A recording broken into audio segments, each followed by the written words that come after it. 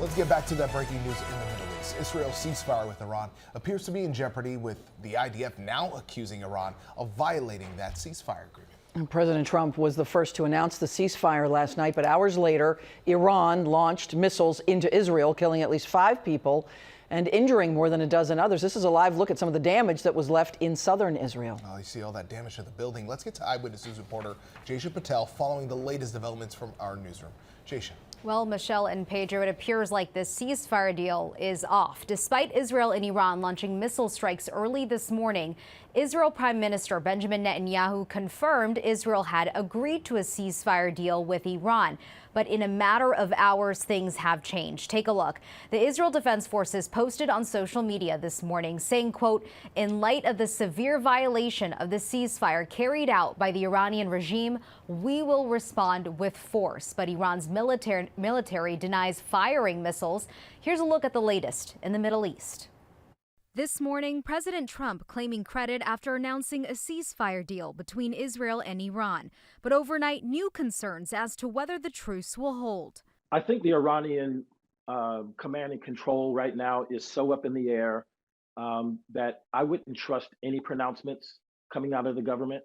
Iran launching waves of missiles into Israel overnight, killing several people. Smoke also in the sky near Jerusalem as Israel intercepted other missiles. Iran launched a missile attack on an American air base in Qatar, targeting the largest U.S. military base in the Middle East and home to nearly 10,000 U.S. troops. This is why they chose Qatar, because Udeid Air Base, is one of the most important bases for the United States in the greater Middle East, not only in the Middle East, in the greater Middle East.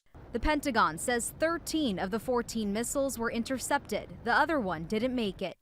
President Trump calling it a very weak response and even thanked Iran in a post online for giving the United States early notice, which made it possible for no lives to be lost and nobody to be injured. It comes after the U.S. struck 3 key Iranian nuclear sites over the weekend. Administration officials say their goal was not focused on a regime change. First of all, we don't want to achieve regime change. We want to achieve the end of the Iranian nuclear program.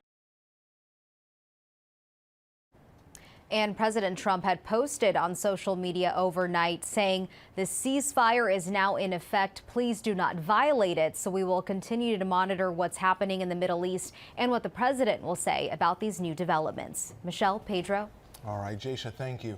With the ceasefire deal appearing to already be off the table, make sure you stay with us on Eyewitness News and ABC News as we follow this conflict between Israel and Iran. Also look for updates at ABC7NY.